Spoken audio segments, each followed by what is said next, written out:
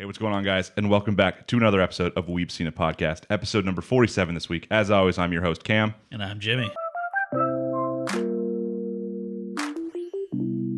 And welcome back, guys. I know it's been a little bit of a break, if you will. It's been about, 4 weeks, maybe? Like a month? 3-4 weeks, yeah. It's been a while. I was really happy to see we had a couple people message us being like, hey, like, what's going on? Like, Yeah. I'm not begging, but like, where's the next episode? Or be like, oh, where's my favorite podcast? Stuff like that. Really cool. I guess like you might as well start by just talking about why we didn't record for like 3 weeks. I broke this down to 3 main components for y'all. So one is just time in real life. Yeah, it's kind of hard to make the time for it every week. Yeah, and it's one thing too. It's not like we can just say, hey, well, we'll just do a podcast every 2 weeks then instead, because like then it's like, well, do you then have to talk about 2 episodes of each anime every 2 weeks? Like it's or do we just hope that that's the relevant episode that week? Yeah, it becomes really weird with just how we decided to do the podcast, because that one of our main goals was just, hey, like let's just talk about anime weekly, and that way we always have something to talk about instead of just like picking random anime subjects and then running out after like 6 months. So it makes it kind of hard with stuff like that. But I think we want to try to stick to the weekly if we miss a couple weeks, as long as they're not like season finales or series finales. I think it should be fine, but hopefully we'll be better. I know both of us do work in sales, and like we're coming up to Black Friday and Christmas. I mean, hopefully we don't get stuck with too much overtime. Yeah, hopefully not. And also, you live like a little bit of a distance away, so winter traveling, if like roads are closed or stuff, maybe unless we still have the format for the online podcasts. But that's one of them. Just in general, I know that when we started this podcast, which was like a full year ago now, I believe. About then, when we started, I wasn't working.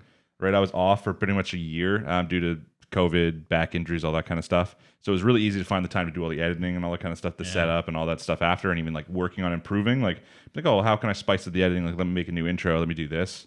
And then so over the last like the 3 months is when I got I started like a full-time job again. Yeah. So that's why it's just been like so much. You notice in the 3 months, that's where the dip's been. I'm like, oh my God, I have to work like these, 8 hours or 9 hours, whatever it is, then go, and then I have to prepare, and then we have to do the podcast.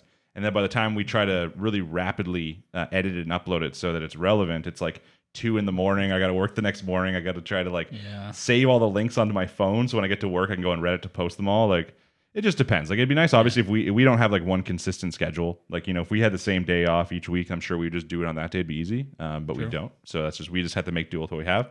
But that's one of the reasons. I think going forward, though, as we get used to it, we'll just, I've now been working for a little while, and I've kind of gotten used to it again. So we'll be able to find time. Plus, like, the second reason here is just the anime. Honestly, last season. Yeah, I mean, there was a couple that really stuck out, but I don't think there was a lot of them that were worth talking about. Yeah, like something like 2 Year Eternity from the last season really stuck out, but that ended early. That was the last one we talked about. And after that ended, like I've still not to this day not seen the last 2 episodes of My Hero Academia of the season. Yeah. Some of the only anime I finished from, I'd never finished Kanojo Mo Kanojo. I just like lost interest because it was the same thing every episode. Well, I mean, that one's kind of the one you're guaranteed to lose interest in. I know, but that was the one I thought I'd stay with. Like, I think the only anime I ended up finishing was 2 Year Eternity. I finished Remain, which is the water polo one. Okay. Because I really like where that one went. I finished Remake Our Life just barely. Like, I finished this like last week. So I dropped off on like episode 8 on that, and I hate myself for it. It was okay. I expected more, but it did heavily imply a second season, so the show could get better going forward. Okay. It didn't seem like a show that probably would have one.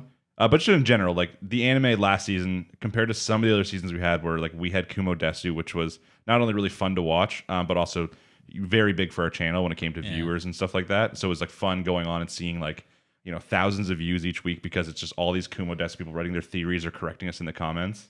Yeah, I really do miss that. Yeah, like we figured that like Kumo Desu sure is big subreddit, like it's a relatively sized subreddit, but we thought like, hey, when we start doing like Attack on Titan or My Hero Academia, like, oh, that shit's gonna be even bigger. Not even. But close. No one, like, I don't think anyone ever comments about something like My Hero Academia. They're just like, like whatever. Honestly, the ones that were always the most is we always got the most about Kumo Desu, obviously, and there were quite a few about Mushoku Tensei too. That was a big one, which is fun. We'll get into that later.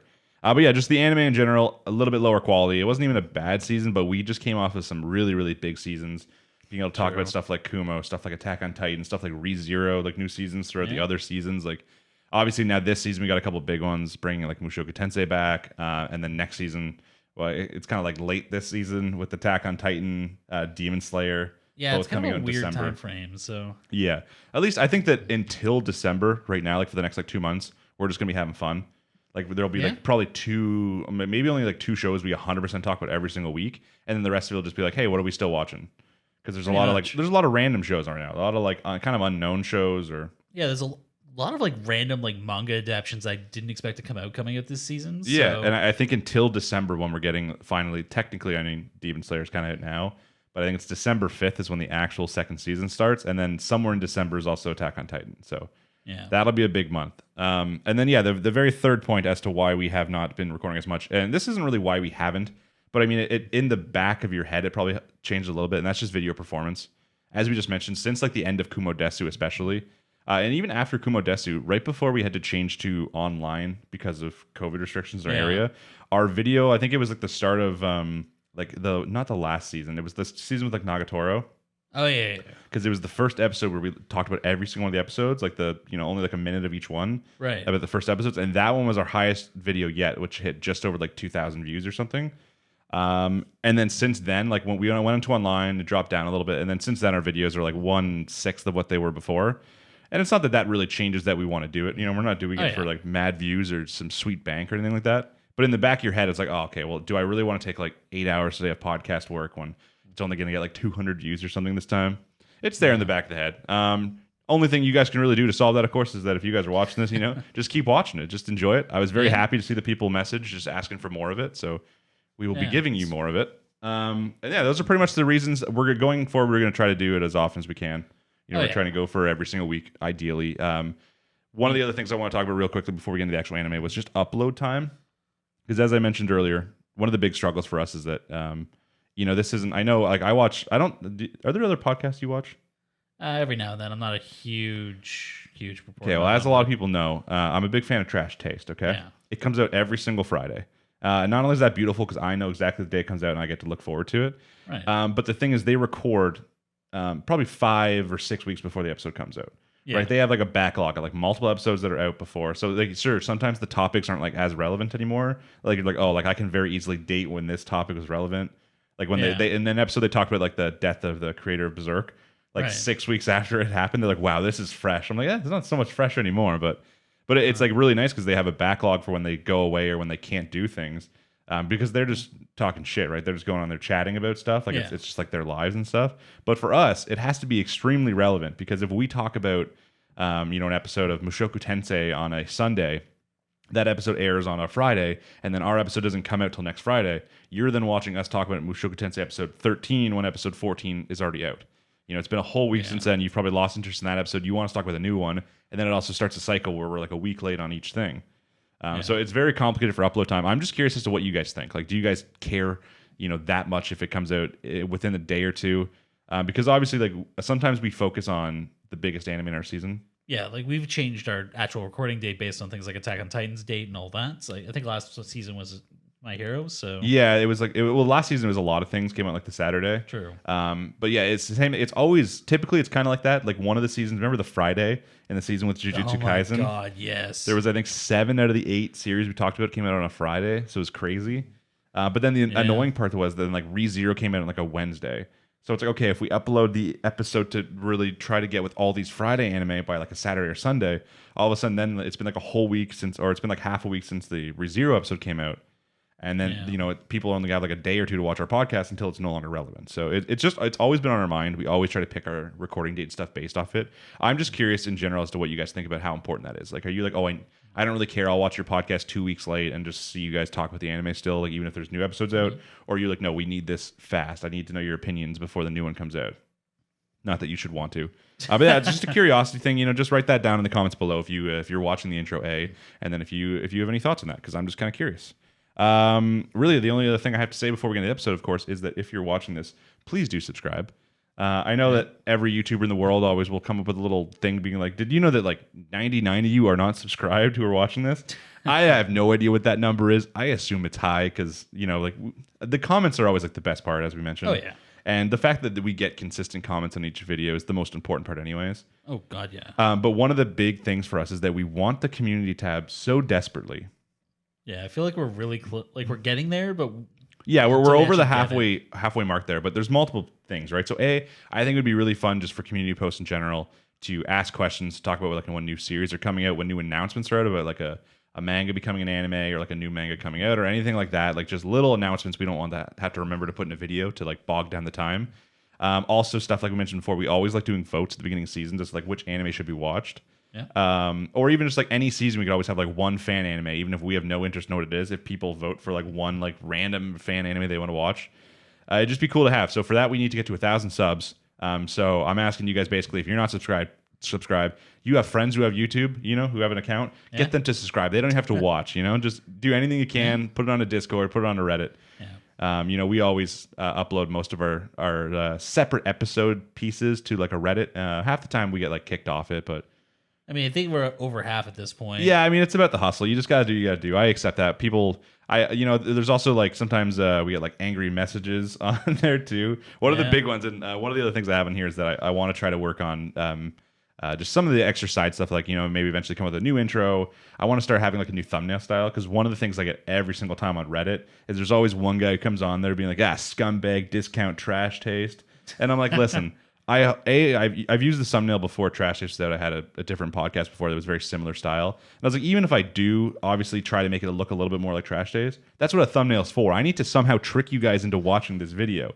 And then when you guys get here, you're like, wait a minute, this is nothing like Trash Taste. They talk about anime. So the whole point is that a thumbnail is deliberately designed to like get people in. It's literally clickbait. Yeah, we hate doing the extreme faces. Like there's a couple times where we did the actual like outside of video faces, and it's like, oh my, it's so awkward every single time. That recently much more. I just go through the episode, I find some faces, I try to make it match with whatever we decide to use for the thumbnail. But yeah, I don't know. I want to improve some stuff on it, but just make sure if you guys aren't that you subscribe. Like and comment, all that kind of shit's important too. Of course, we appreciate comments everything especially. you guys do. So yeah, anything at all. But yeah, our goal is to hit to that 1,000 subs. That way we get that community tab, and then we could really start elevating some of the side content on our channel. But I think honestly, other than that, we should probably just get into the episode, because that's a long little intro. I have, just as a heads up, I have no idea what the length of this episode is going to be. I would assume short until proven otherwise, because realistically on our list, there's 2 anime that we care to talk about, and by care I mean that like have to talk about, and then just as always, it's the start of a season, so we have some random episode 1s that we watch that maybe we could just give a quick little, even 5 to 10 minutes talk about as to whether or not we think we're going to stay up on it. And as we kind of talked about last season too, a lot of the list is just going to be very fluctuating. Yeah. I think that early on when we started our channel, we focused way too much about having to stick to a list. Now, sometimes I think that's a win when you keep talking about anime that sucks, and then some people get in on that. Like when the big one obviously was King's Raid. People loved in the comment how much we hated it, and people were enjoying that. They were like kind of into it. Like, people love extreme emotions on YouTube. They love when you love something. They love when you hate something. A lot of our opinions just like, it's okay. And that's not very fun. So we got to really hype it up when we hate it. But I also really, if we hate something that we watch, you guys also need to let us know if you hate it, so we know that we're all in a group here, though. But yeah, okay. Obviously, before we get into the episode, as always, we have to crack open our non-sponsored energy drinks. A nice early record time today. Happy Thanksgiving, Jimmy, by the way. Well, happy Thanksgiving. As I said, I don't really care about dating our episode, because it's going to have to come out like tomorrow anyway, so I'm not too concerned. Great. So, obviously, I think that one of the things that was an anime last season, once again, a very, very strangely timed anime. Yeah, I feel like they're not really conforming to seasons anymore for I respect that, but I fucking hate that when it comes to our podcast. I'm like, God damn it, guys. Like, we're trying to make, if every single anime was like, hey, first episode comes out the same day. Go. Yeah. I mean, I think that the reason for this one is because it's a Adult Swim Crunchyroll partnership. So it's not airing in Japan on a normal TV station. Yeah, it's definitely a weird one. And I think that's something we're going to see going forward a lot more with stuff like Netflix anime going on. And even just a lot of times, like, what was the other one recently that I was like, oh, we should watch and talk about it on the podcast, even though it demonetized us? Oh, it was the World End Harem one. Oh, God. But again, it's just like impossible to find. So I'm like, like as much as I think that'd be really funny just to talk about it on the podcast for like one episode, I think it maybe airs on High Dive, which is not even available in our country. I remember I got curious and I found the full episodes on YouTube, but they're not subtitled. I mean, you could find Redo of a Healer on any hentai site. It was strange. But yeah, I don't know. Maybe eventually we'll dip into that. But what we're starting with today, of course, is Fena, episode number 10.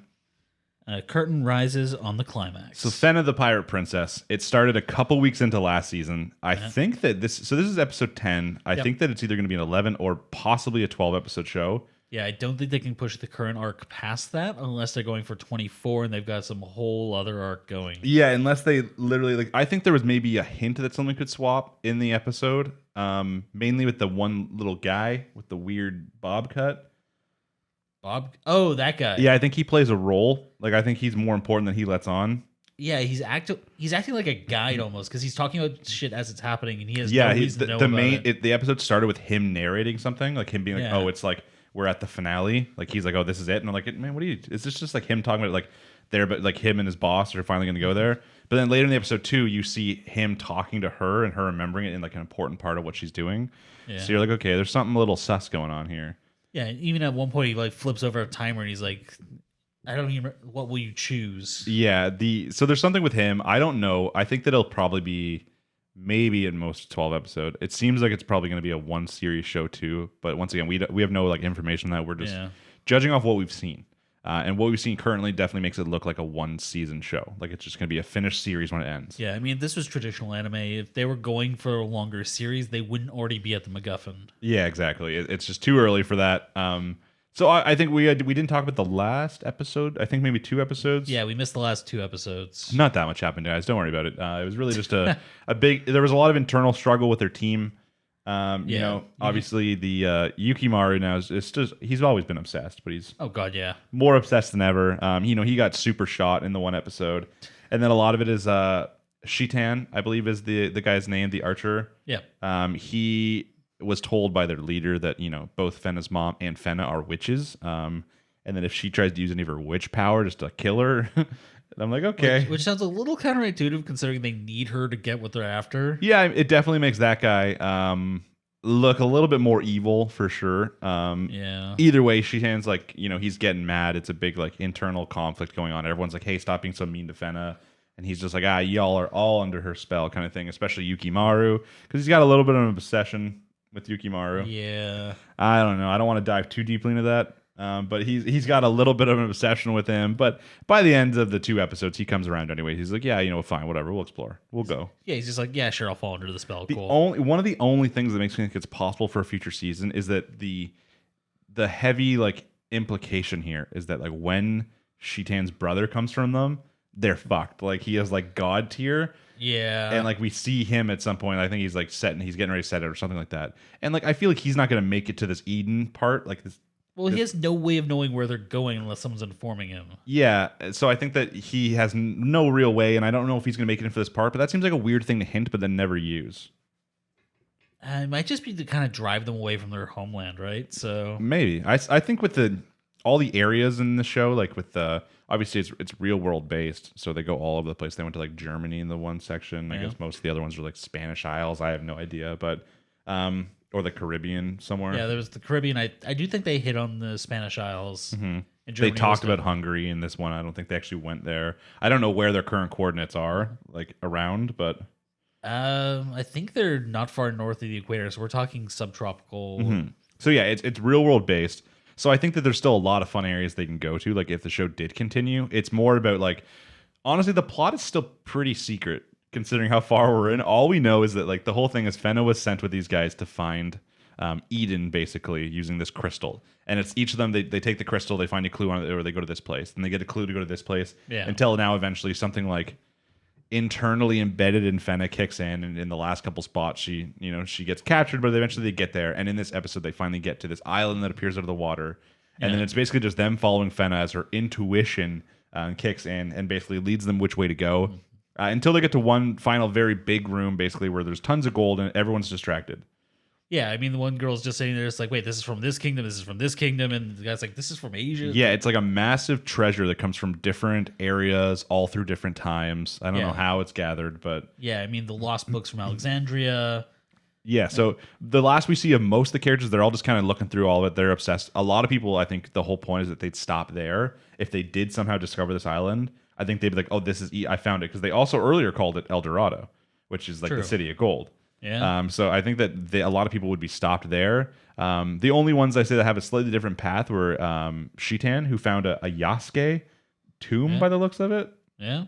And he was kind of like, oh, and he was like a little bit surprised looking through that. And then obviously Yukimaru and Fena, as they approach the final room, we get a nice sick dance when Fena realizes like, oh, there's like, is the gold all there is to this place? And Yukimaru's like, well, what do you think? Like, what's your heart telling you? And she's like, no. She's like, fuck no. It's not just all about gold. It's like, I don't think her dad would have risked everything just so she could see some gold. Like, yeah, I feel like they were plenty rich already. So, Yeah, I mean, he is dead, so she isn't rich anymore. But Yeah. So she goes on. She does a little dance. The dance pretty much you start to see the steps where she dances glow, and you're like, oh, like what's this all about? And after that, each of the steps becomes a staircase up. Once the staircase hits the final spot, a big like almost it looks like a watery force field. yeah, Like you had like very much under the water, sun glowing through, like very, very pretty, but like very like what the fuck's going on here? Like this is all of a sudden very magical. yeah. I mean, there was always like hints of magic throughout the series, but this is the first time we see something that's just straight up magical. Yeah, exactly. So- This is the first time where you could technically. It's almost like sometimes when you watch like a supernatural like thing where you could be like, okay, like this could be supernatural, but there's like some sort of explanation as to how that could happen without it. This Yeah. one though is pretty straight up supernatural. I don't know. Yeah, unless they like got some like like illusion tech from somewhere. Yeah, it's a little early for that too. But so after that, the staircase, they basically look at it. She holds Yukimaru's hand, and I think they basically decide to climb. But we don't see if they climb because that's the end of what we see from them. Throughout the episode too, we of course see what was it? Abel? I think his name was Abel. Albert. No, it was Abel or okay. Abel or something. However they pronounce it. But he obviously very obsessed with her mother. We saw Yeah. I think last episode was actually his like mostly flashback episode. Yeah, and we found out he had it bad. Yeah, he was kind of a shit. I mean, I kind of feel bad for him. I didn't really want to, but I'm like, okay, like whatever. I mean, kind of like she was his friend, and then she left with a guy, and Yeah, but she specifically left because she was supposed to marry the king. She didn't marry the king. She left with a blacksmith guy, but specifically because she was told she had to have a specific child. So basically, it sounds like she literally had to go with this guy to have a child, so it'd be Fena, so she'd be the right one for this whole Eden situation by the hints of it. yeah.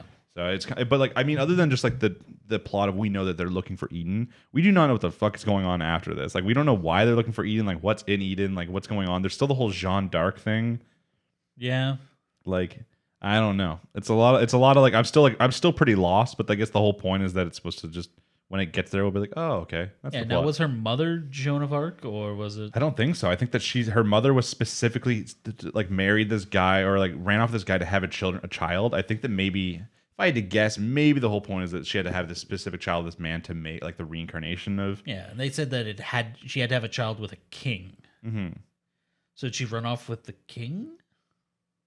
Or she had and I have no idea. Or was she, did she get impregnated and then leave and have the kid somewhere else and come back? Maybe it sounds very much like it's all about like destiny, like a destiny Yeah. kind of situation with Fena, something to do with Jeanne d'Arc, La Pucelle, whatever the hell she's called, or I don't know. There's a lot of hidden plot still, which I'm sure we'll get to probably next week or the week after if next week's not the finale.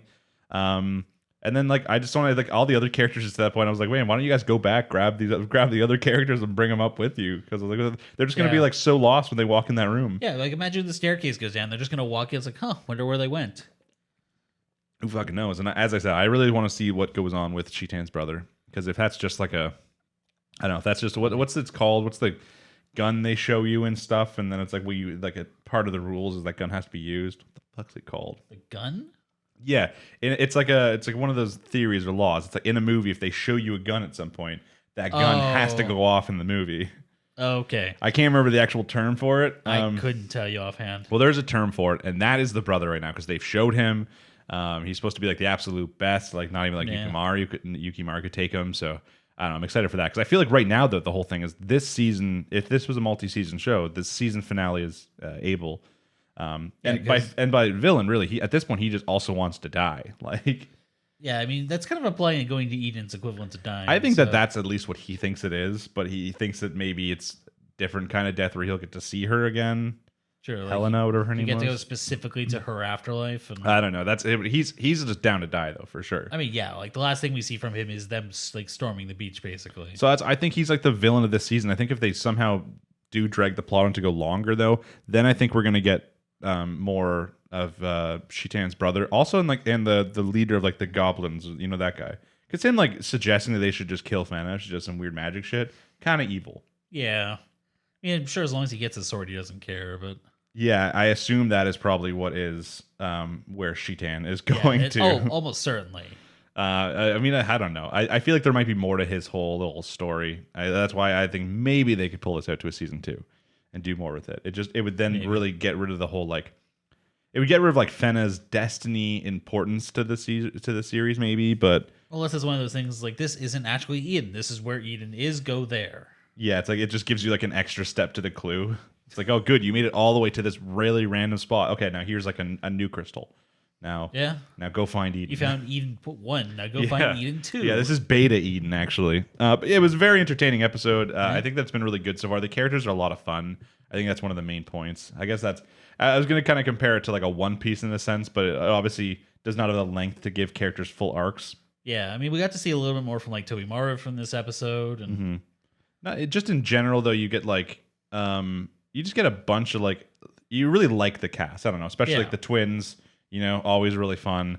The little engineer girl who loves guns and stuff. Like as you kind of you get to see the characters and interact, and you're like, okay, like if this was a long show where you got full arcs with these characters' backstory, that kind of stuff, I think that you'd obviously be way more attached to them. Oh yeah. But in the short time they have, like I think that you would really leave liking all the cast. Yeah, and I don't think the show would lend itself well to like the longer character arcs because they all come from the same place. Yeah. Like the little bit from Shitan gave us enough insight to a few of them that I don't think we need more. No, I don't think many of them have dark past or anything like that. They all kind of grew up in the same time or in the same place. Like maybe the engineer girl overcame some prejudice. Yeah, maybe. Like it's like maybe. It's like maybe guy was big, so people thought he was mean, but he was kind soul. Like you could find some short anime arcs for each of them, I'm sure. I mean, the big dude was just like, oh, he doesn't make very good bows, but Shitan can use them. So yeah, I don't know. I'm sure you could get something, but yeah, it wouldn't be the same as like something in One Piece where each of them came from a different island. It had a whole different theme to the island, and each character had to go with different things, But in general, it's been very enjoyable so far. I do hope that they find a way to pull it out to like a second season because I wouldn't mind that. Especially just because like the real world setting is really cool. Yeah, seeing something where you can actually like say like, oh, I know this location, I know where this is, I know how far they've traveled. Especially just nowadays, right? Like 90% of anime is either it's split down the middle right now. Between the 90% is either in Japan or an isekai fantasy world. Those are the two places we get. Yeah, or you get something like One Piece where like there's no logic and they specifically say like nobody can chart a map here, so they don't have to draw. Yeah, that's why some of like the coolest anime there to me has always been ones that are very not Japanese in senses. Stuff like Fullmetal Alchemist obviously is very German. Even stuff like Code Geass, well, you have one side where they're literally in Japan. It's a real world setting, just in some sort of futuristic weird sense. There are also a lot of it. There's also like Britannia and other countries that like China and stuff that come in. Yeah, and even in Japan, like a lot of it's been taken over by the Britannia architecture. Yeah, like a lot of like their architecture and stuff like that has changed a lot. It's just kind of cool when you see stuff like that. So I really like not that many anime are set in like a Caribbean kind of setting with like pirates. True. So with samurai pirates.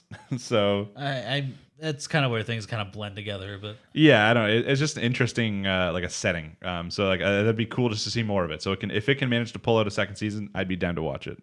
But I just want to know what you guys think about Fena down below. If you guys are still watching it, obviously, I think that the quality of the anime is really high, and that's one of the first things that draw people in. I mean, the sound design and the art are on point. Yeah, just the Adult Swim Crunchyroll original kind of thing was kind of cool too. So I think that was also something that was a little bit eye grabbing when it first started. I mean, even just the opening is just stunning. So. Yeah, I never listened to the whole opening. I just listened to the first couple seconds where it's just like the lady singing. I'm like, yeah, I'll listen to this every time. Yeah. Which actually came up in the episode. It did, yeah. See how the importance of that. Yeah, I do feel like they kind of pulled it out of their ass, though.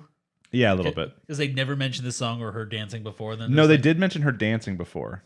Oh, did they? Yeah, and they I don't know if the song is the same song that she and Yukimari were singing to learn the location or not. Because then once again, remember in this episode, Yukimari started saying some of like the lyrics again? Yeah, he's saying the lyrics. But that's what he talks about previously about how like when she was a kid, all she ever did was like sing and dance, and that's how he knows the song from how many times she sang it. Yeah, and then even in this when they show the flashback, I heard doing a little dance. And yeah, but in the show, did they ever mention this before? I don't know, but they showed the mom doing the same dance. Last episode too, right? And I feel like if we went back and watched it, they probably would have hinted at somewhere to it, but possibly. I don't know. It's just been really good so far. It's been an enjoyable little mystery, just like a travel around the world mystery, which I think is always really nice, especially when it's high quality. So yeah, I mean, not knowing where you're going is kind of refreshing. So and I literally have no idea what the fuck Eden's supposed to be in this one. So we'll find out maybe next week, maybe the week after. I have no idea. Just let us know what you guys think about Fena down below, and we will be talking about it till the end, whether that is the season finale or the series finale. Yeah. Next up on the list is a big one, of course. One of the anime we covered. It feels early on in our YouTube channel, but I guess it wasn't really that early. No, it would have only been maybe 6 months ago. Yeah, I don't know. It feels like it's been a while because it was an absolute banger. But that, of course, is Mushoku Tensei. And we kind of have 12 and 13 here just because we didn't talk about the first episode of season. Yeah. I mean, they're kind of heavily entwined anyway, so it makes sense to talk about them together. But the episodes are Woman with the Demon Eyes and Missed Connections. I think one of the things, too, is that I could probably talk about these two episodes as if they're one episode without it taking like double the episode time. Yeah, because like half of them are taking place at the same time. And a lot of it's also just set up, right? Like, as much as you want when an anime starts off just for it to get hype as shit right away, you kind of got to get that episode and a half, 2 episodes to kind of just blend, get people back into the setting. True. And I don't, once again, I can't remember in episode number 12, but in episode number 13, it just reminded me again of how like interesting the art style is. Like when you go from watching a different anime and then you put on Mushoku Tensei, you see almost like a grainy filter over everything. And it's very weird. You have to like immediately swap. And then again, I've mentioned this last time we talked about the first cour, is that the no intro, I think is great. Every single time where you're just watching what the characters are doing with like a little bit of sound behind and then like some music with like the intro slowly, like the title card slowly popping up. I think that's fantastic. It reminds me every time of like a high quality like animated movie, and I'm always into it. They did a really good job blending that in. I don't think they're ever actually going to do an opening. And that's fine, but it means not only do I not ever have to pick up my controller to skip, which saves me time, it's also just like, I don't know, it feels like you're just sitting down and watching the whole thing as an experience, which is even better. Yeah, there's no snippet, opening, show. Yeah, exactly. It doesn't like separate it between by having to throw in this like opening that's like a spoiler, especially because like openings typically in anime are spoilers in a sense. Yeah, I mean, especially for shonen. A lot of other series do a good job kind of keeping it secret, but but shonen especially, it's literally just like who's going to be fighting in this arc. Oh, these two characters. Okay, sweet, can't wait. Yeah. Like, you know, what's going on here? Like, I just think that the no opening, because they do technically have like a sense of an opening. Yeah. As I said though, I said this early on in the last season. It always reminds me of like a Pokemon movie.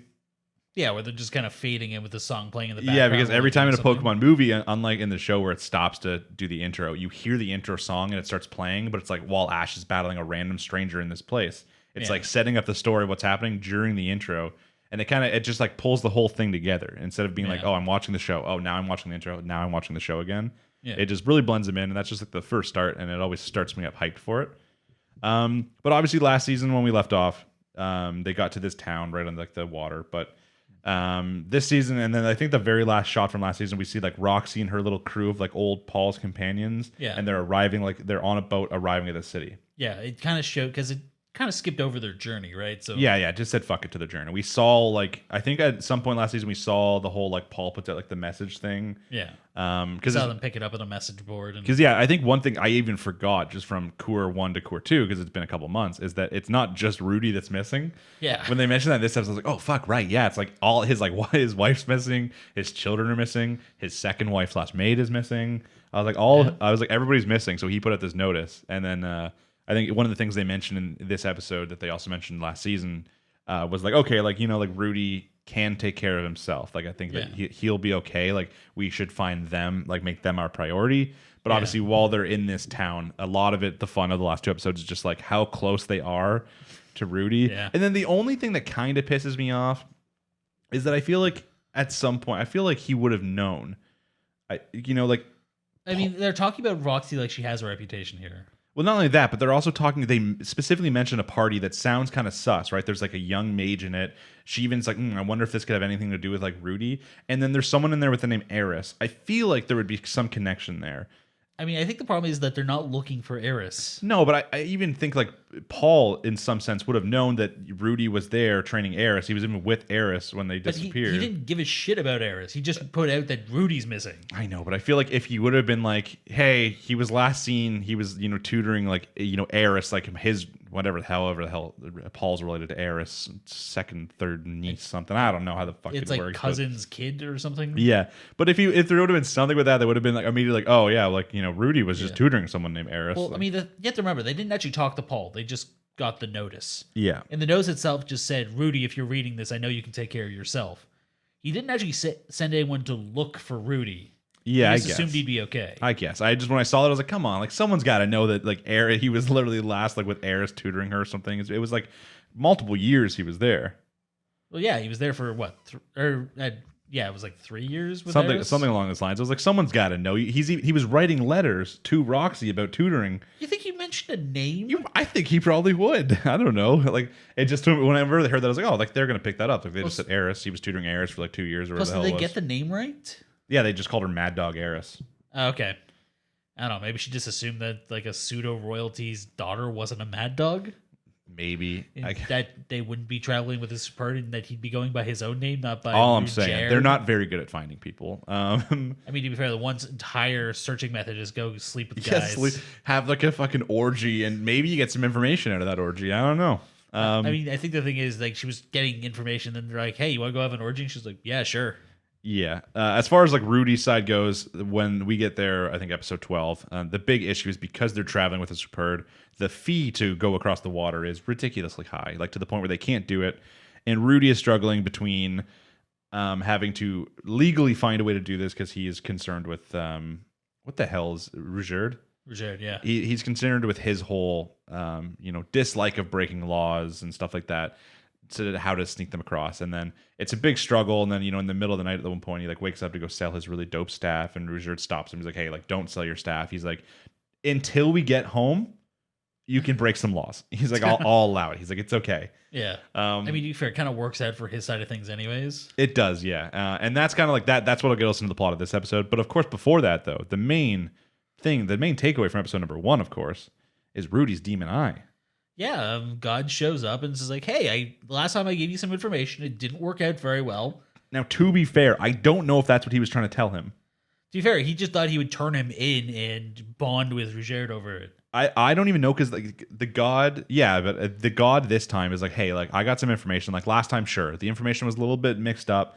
That's maybe my fault." He's like, "But this time," it was like, "Oh, last time you didn't take the information. You didn't do that right." He's like, "But this time I'm gonna give you more information.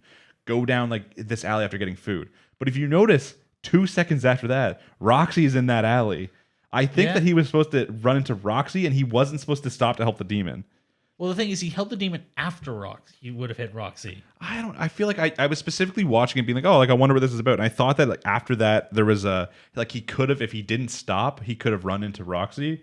And that could have been for maybe 2 reasons. The one is that it's the demon lord, like the demon god or the hell it is. Yeah. And maybe the god can't see her in his future foretellings because it's direct opposite. Yeah. Or he just didn't expect Rudy to help. I mean, the one problem is that Rudy had walked by the alley Roxy ran through. Like he was past her. I don't know. I have to rewatch it. That was my theory though, because I feel like the whole point, the funny point, is I think he's going to keep giving Rudy advice, and Rudy's somehow going to fuck it up each time. I'm pretty sure he wanted him to get the eye. You think so? Well, why else would he need the food? I don't know. A little snack in case he's hungry. I don't know. So the whole point though is he goes in, he runs into this like little beggar girl basically who's like, "Hey, like give me some food." And Rudy's like, "Oh fuck, what? Okay, I got food." He gives her the food. And she's like, "Okay, like I'll grant you like a wish." Basically, he's like, "I'll give you something." He's like, "Okay." And all of his, I think first he asked for like all the gold on the earth or all the money in the world. He just asked to be filthy rich. And she's like, "Nah, I don't have any gold. Sorry. Like come on, I'm a beggar." And he's like, "Oh fuck." He's like, "Okay, well then I'll take your body." Because it's fucking Rudy, of course. Yeah. And she's like, no. Second thing was half the world. "Oh, half the world." And she's like, "Yeah, no, I don't have any of that." And then he's like, "Okay, well I'll take your body at least," kind of thing. And then she was kind of like, okay. And I think she started like stripping down a little bit. Yeah. But then I think that, did she stop or did he stop? She stopped and specifically said, "Oh, wait, I have a fiance. That doesn't work." Oh, yes. So then he's like, "Well, why the hell did you ask me what I want?" And she's like, "Well, normally people at this point, they want a demon eye." And he's just like, "Huh?" And then she literally just goes, takes out his eye, puts in a demon eye. Yeah. And he's like, "What the fuck?" His like eyes, like there's like blood. He's like, his eye is obviously getting like a headache or some shit. He's walking through the alley all injured when he bumps into he does bump into a guy. The guy starts to get mad at him, and then Rudy pushes him away. And then it's because, his demon eye gave him a little bit of the foretelling of the pot falling, a classic pot falling situation. And then he walks away, and then the guy who he bumped into realized that he just saved his life by pushing him out of the way. The rest of the episode is showing that like Rudy, once again, and I think within a week's time, masters the eye. Depending on how much mana he puts into it, it's a couple more seconds of foretelling. Yeah, it's somewhere between like I think a half second up to 2 seconds, but 2 seconds is unreliable. And even then, he uses it to beat Eris in a fight before realizing that it was kind of stupid because like once again that she's been working extremely hard to become like super skilled fighter, and then he always just like gets something something about him. He always just gets lucky in a sense to get something that makes him more powerful, and he's got to learn to not rub that in people's faces. He immediately realized that it was like a mistake to beat her in that fight using something he acquired a week ago when she's been training for like a long time. Yeah. And once again, like Rudy's always got some really good growth because he's somehow both a scumbag and a super good guy, but he doesn't just go from scumbag to great guy. He fluctuates back and forth. Sure. Obviously, the most scumbag parts are definitely his sexual appetite. That's way on there as where most of his scumbagness comes from. If you took that away, he'd be a pretty decent person. Yeah, and I think a lot of it too is like it's more like the inner persona mixed with the outer persona. Like obviously, you can tell that he's not a bad person even on the outside because there's always things he doesn't want to do. But with his internal monologue that we hear sometimes, there's still a pretty big separation between like Rudy and whatever the hell his name was before he became Rudy kind of thing. Sure. But yeah, even in the newest episode, you see more of classic scumbag Rudy in there. But yeah, he learns the demon eye. They basically, and then at the end, I think the very end of the episode, for the most part, is he's talking about how like, okay, well now we have to go out and look for a smuggler since Ruijerd gave him permission to do something slightly illegal. And then that guy who we saved earlier by pushing him out of the way comes in and is like, "What's up, guys?" And we're like, "Okay, like, hey, maybe this guy's a smuggler." And then. Yeah, I think it's just implied that the dude had some connections. Or... Yeah, and then as you run into like this episode, obviously from the side of Roxy and whatever the hell the dwarf and the elf, I think he was a dwarf. I'm pretty sure he's a dwarf, or he's just a really stout dude. Whatever the hell, they're all just out gathering information. So we see that Roxy goes out and talks to people. The dwarf is also just, I think, having a beer with some people. He's just gaining some information. Yeah, I think he's just trying to get people to give him information. And then we see the elf go into an alley and like talk to some guys. We're all looking kind of sus. And then she just like pulls her pants down and then she grabs the guy's hand and like puts it on her ass. We're like, how do you gather information, lady? And then even like Roxy earlier on in the episode was concerned, being like, what if you get pregnant like while we're on this mission? I'm like, what's going on here? And then the connection between last episode is even last episode, Rudy walks by one place. Of a place he's hearing a lot of sex going on, and he tries to go into. Is that when he runs into the demon lord? Yeah, that's where he stops, and then he's like, "Oh crap!" and he just keeps going. Yeah, so he that in this episode we obviously find out as Roxy walks in that it's her elf companion just having like an orgy. It's like silhouettes of like her having sex with someone like five guys, just their arms are moving, and I'm like, what is going on in this scene? And then Roxy comes in, blows like the hole out of the wall. And then that's why we see that they had to pay a lot of money, and now they have left the town because early in the episode they kind of were like, again, they're like, Rudy can take care of himself. They're like, oh, Rudy has a lot of high level magic. He's skilled. He's smart. He can take care of himself. Like, let's start looking for. And they're like, oh, the mom once again. Like, yeah, she's like a mom, but she used to be like an S rank adventurer. She can take care of herself. So I think they decided to start looking for the maid and one of the children. Yeah, the maid and the kids are the main concerns. So. Yeah, so they start looking for them, and then in the episode at the same time, we see that Rudy and his companions they smuggle Ruijerd through some sort of smugglers. They were given like a mission, like in. Yeah, they were told once you get there to liberate some cargo. Yeah, to liberate cargo as like a exchange kind of thing. And we're not exactly sure what that means, but they get there anyways. Ruijerd's being captured. He's in holding. And as they take Rudy to come pick him up, basically, Eris is still sleepy from her seasickness. Yeah. And then as they do that, Rudy goes in. He finds Ruijerd, and as he's letting him go, Ruijerd's like, "Hey, by the way, there's like 5 beast children here, and they're the cargo. We have to liberate them. Like there were 6. One of them's already been killed. Obviously, Ruijerd hates nothing in the world more than like." Killing or abusing children or treating children wrong, so he's fucking mad. Surprised he honestly waited that long. Yeah, like I'm kind of surprised he even waited for Rudy to even show up when he could have just like and killed them all right there anyways. Like I don't think it would have made a big difference because it's not like Rudy set him free. He just ripped all the ropes off. I mean, maybe like Rudy started it. Maybe it just didn't show it. But yeah, once again, Rudy's trying to be like, no, like I don't want you to have to kill all these people because that'll just increase like the bad name that you have, like super have in general. I mean, are child smugglers really something you'd be worried about? If no one's left alive, how do people know that a super did this to begin with? Yeah. And then B, like, oh no, that Superb killed a bunch of smugglers. Oh. Yeah. They're keeping a dog in a cage, like, who cares? Anyone who keeps a dog in a cage, they dead. But anyways, Rudy's like, I'll take care of them. And he's like, I don't want you to risk your name. And then Ruijerd's like, nah. And Rudy's like having like an internal conflict of being like, I want to do this. He's like, but I can't. He's like, I just can't. He's like, I can't like, go in here and kill these people. So then like Roger just breaks the ropes, goes out. We see him like just like slowly with his trident, just like through a guy's throat. Yeah. And then he kind of kills everyone. And then it's Rudy goes to the children. Luckily he does know a little bit of the beast tongue. Yep. He picked that up. So he talks to them. And he convinces them that he doesn't mean them harm. He heals them. And then, him and Roger, they leave. And as they're leaving, the kids are all like, oh, wait a minute. Like, there was one more person that was left back there. And then Rudy's like, okay, like, I'll go back and get them. It'll be fine. Like, even Roger's like, yeah, there's no one left alive there. So you'll be fine. Like, nothing will get in the way. Yeah, he still said to be careful, which... Yeah, I mean, he wasn't not careful. Like, what was he supposed to do in that situation? I guess maybe have, like... No, there's really not much he could have done. Maybe not put your weapon down? Yeah, I guess. Even, I think... He had his weapon because he used it to blow like the... Yeah, but he put it down to pet the dog. Yeah, well, the dog was fluffy. How is that? That's not Rudy's fault. So yeah, he goes back. The person who's left with his dog we saw in the cage. He breaks the thing, lets the dog out, and then as he's petting the dog, he's like, "Wait, this is the fluffiest thing I've ever touched." So he spends the next couple minutes like petting the dog, and as that comes in, a beast man comes in. And he's like, "Hey, like, stop like touching our like sacred beast or whatever the hell it is." Yep. And he does some sort of shout, and that shout incapacitates Rudy till he basically like falls over. It seems like he can't even talk. Like he's fully aware what's going on. His eyes are open, but he can't speak. Then another guy comes in, being like, "Oh, like we smell the children are like left. They went towards the city. Let's take this boy back to the city." And then even when they're taking it back, they're like, "Oh, you're gonna get the ultimate punishment our city can do for like for smuggling our children, kind of thing." And Rudy's like, "No, it's a big misunderstanding." Yeah. Which I'm sure we know will be solved in the next episode because oh god, yeah, Rugerd was heading to the city with the children anyways. Well, the children know.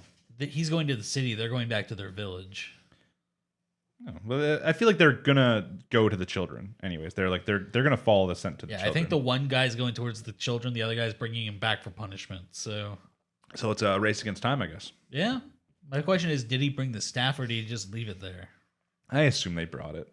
Yeah. You don't leave valuable stuff. He doesn't know it's valuable. You think this cool dog would at least back Rudy up? Come on. I don't know if a dog can. I think it's just a dog. Yeah, I guess. But in general, they're both good episodes. As I said, the animation quality is still really, really good. Yeah. There's some more classic Rudy moments, of course, like on the boat where Eris is like sick and her outfit's all like down, and then he's like, "Oh, next time." She's like, "Oh, next time when we're on a boat, will you like heal me the whole time?" He's like, "Yeah." He's like, "But I will touch you though." He's like, "I won't hold myself back." She's like, "Well, you can touch me a little." He's like, "No, I'll touch you a lot." He's like, I'm like, "Oh, it's a classic Rudy." Yeah. Entertaining episodes. Obviously, Mushoku Tensei, I think the first core last time was one of the best anime. It was like something that completely genre breaking when it comes to isekai. True. In like a sense of just how it's handled. Like the real, like even like you see in these two episodes, just the different like variation of like beast people and that kind of stuff, and like set designs and everything. Like it's like not really set designs because they're not designing a set, they're drawing it, but in general, just like the world really comes to life. It does. Even like the languages, I don't know what they're just using gibberish as the other languages, but it always sounds good. Yeah, I don't know if there is some sort of basis to it. Like it doesn't sound like anything I've heard. No, but it always sounds like whenever they swap to like beast language, all of a sudden it's very like distinct. You're literally hearing the audio like, "Oh, they didn't just change a subtitle to pretend they're talking a different language. They are talking a different language." I just don't know what they're doing for it, if it's just all like gibberish completely. Either way, it's really good. Yeah. I mean, a lot of series at this point would just kind of like hand wave it. It's like, oh, he's speaking a different language. Yeah, like, oh yeah, he has a skill in his mind that lets him understand more languages like every other isekai in the world. No, he fucking learned this shit. Yeah, he had to, and he was not even that great at it. I know he had a especially hard time with some of the different languages. So, but it's just just Rudy. He's always growing. It's interesting. I know that eventually, probably maybe after season 1, we will eventually get to where he's older. Which is one of the other cool things with the show is that the characters do not stay the same characters. They age and grow. They do. I don't think we'll see that for maybe a little bit. Yeah, I think we've seen a little bit of time pass since the last core. Well, they took a couple months to travel when they got to the city. So it's more that we saw there was like a montage on the final episode last time before they got to that city. And I think that was like another 6 months or something like that. Yeah. Like Rudy's been gone for a full year already. Yeah, and they talk about how Eris just turned 13. Mm-hmm.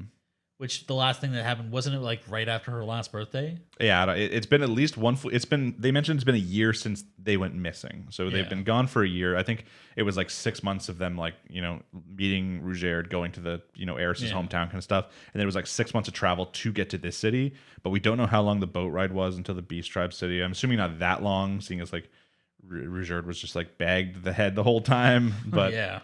I really, once again, it's one of those shows where I have no idea where the plot's going. Like, how long are we going to be in this, like, whatever land we're in now? We're not at his home place yet. We're still a whole another continent away. Like, we got to take another boat. How long are we going to be on this island and not get to that boat with the whole Beast Tribe people smuggler drama thing going on? Yeah. Really no idea. But as always, I think that it's a really, really good show. We really liked the first core a lot, so we're going to keep talking about, you know, the second core. I don't think that's going to be one of the anime we're going to have a hard time keeping up on. Or oh god, no. It was really, I think it was actually, there was a lot of other shows at the same time it came out last time, but I think it was my favorite. I think I mentioned a couple times it was my favorite anime like of that season when it came to like how quickly I want to watch this. Like, I was watching that on air date every single time. Okay. So hopefully it sticks up. Hopefully the quality stays. I don't doubt that it will. If you guys have any opinions on season 2, or I guess I keep on season 2. It's not season 2. Yeah, it's just core core 2. But it's just like, this was not I swear to God, this wasn't a thing for anime like 5 years ago. And now every single show's got the core 2. Yeah, everything was seasons. Now everything's like, we're not going to do 2 seasons. We're going to do 2 cores. Yeah, it's kind of changed the whole thing. But it was very, very entertaining 2 episodes. I think the first 2 episodes were more of an introduction again, especially with the whole like mixed timeline thing between like Roxy's team and Rudy's. Yeah. I don't know if that's something that's going to keep up throughout the show. I mean, I'd like to see more of that, just seeing Roxy traveling around, because she's going kind of in the wrong direction at this point. Yeah, now, because once again, we have not gotten other perspective as to where any of the other people are. So we literally have no idea where the rest of Rudy's family is. Yeah, like I wouldn't be surprised if we end up seeing, oh god, what was her name? The one who taught him swordsmanship. The Beast. Oh, yes. It's been far too long for me to remember her name. Yeah. Do you think we're going to end up seeing her in this, though? I'd imagine so. Yeah.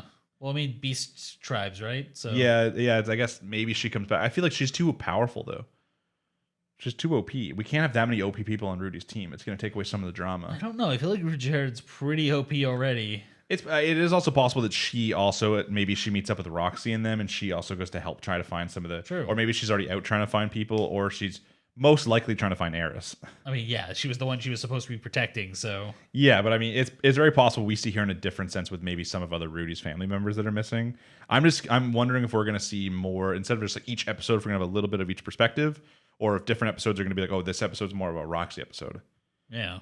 We'll have to see going forward. We have no idea. So if you're a big fan of Mushoku Tensei, keep up on the podcast. We'll be talking about it every single week, and we will be back next week for episode number 14. So those were the 2 big shows. We're going to take a little bit of time just to go through some of the first episodes. I know typically we used to do like a whole episode to like, 2 minutes on this, 2 minutes on this. But just because of how fast everything started this year, and obviously we hadn't recorded in a little while, we're just going to talk about some of them in this. Yeah. One thing to mention is the only thing that we're not talking about, well, I mean, there's a couple things, but one of the big things we're not talking about today is just the 86 started Core 2. Yep. I know a lot of people were a big fan of even when we talked about the 86 Core 1, which was only, I think, 1 whole season ago.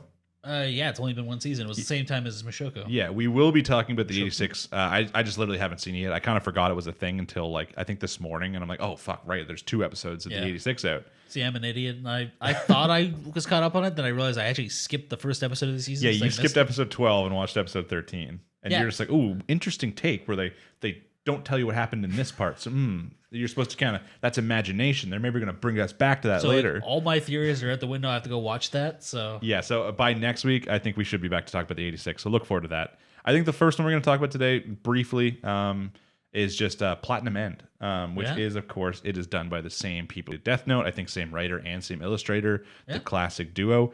And they're actually the creators of one of my favorite manga series of all time.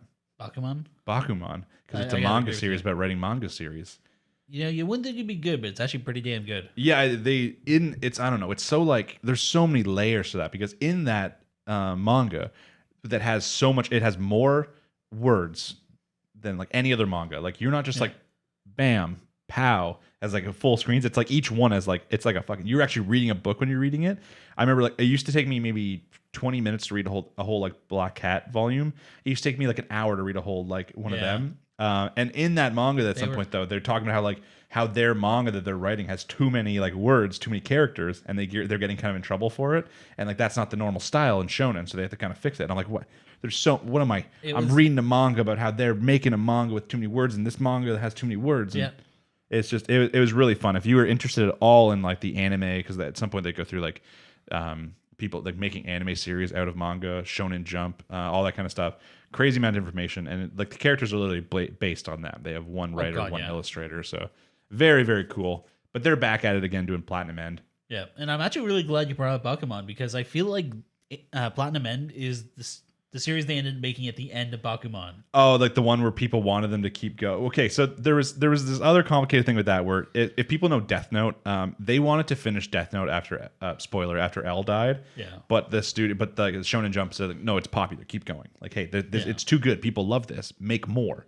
More equals more money. But they're like, oh, but they had a big internal conflict apparently about whether or not to end their story when they believed it was the right time to end it, or to keep going because people like it until eventually it gets worse, kind of thing. You either die a hero or live long enough to see yourself become a villain. Yeah, which is something in Shonen Jump. They tend to drag series out to the point until people hate them and they don't buy the series anymore. Yeah, and I think that's like they show that in kind of like a lot of the series they do in that manga is based off real series that in real life, and there was the obvious like Death Note one, and it is very possible that the one they do last they end right when they think is like appropriate. Yeah, and they don't like care. They're like, oh no, this is the ending we want, kind of thing. It's like their finale, so it's very possible. I think it was very similar kind of. Yeah. They had a couple really cool like in that manga. They had really cool like anime manga ideas too. Where they were. Yeah, like Detective Trap, and even like Tonto. Maybe think of like him and Reborn. Yeah, there was the other one too, where it was all about like it reminded me of like Almost in Time, which was like a really shitty Justin Timberlake movie, but it's about like selling your like information and like selling your own time, like your lifespan, to other people for like money, that kind of thing. It was like there was like a stock market of like right. It was like a really cool like idea that I'm sure has been done in like other sci-fi, but they probably could have crushed it. But yeah, it was just cool. So I'm like, you know what? I'm always down for a new series by them. Platinum End, I think episode 1 didn't stand out a crazy amount, but it's also episode 1. Yeah, there was a lot of setup, and I think everything kind of got backloaded in it, because it's the very end where they kind of say like, oh, by the way, this is what's going on. The main plot, which is like almost like an Eden of the East like plot, does not begin till the very end. So it starts off with a kid, teenager. We don't really see much. We see him at school. He's not really interacting with people. Kind of shows that he doesn't really have friends or anything like that. Yeah. And then immediately after that, he goes to the convenience store. He decides to steal bread, and then he puts it back. Like he can't do it. Yeah. Just a quick little shot to kind of show us some of his character right there. The next scene, obviously, he's going up to the building. He decides to kill himself. Right. Yeah. He's at we don't know what's going on with his life yet. We don't know how bad it is. All we've really seen is that he doesn't have friends, which is obviously probably one of his big reasons.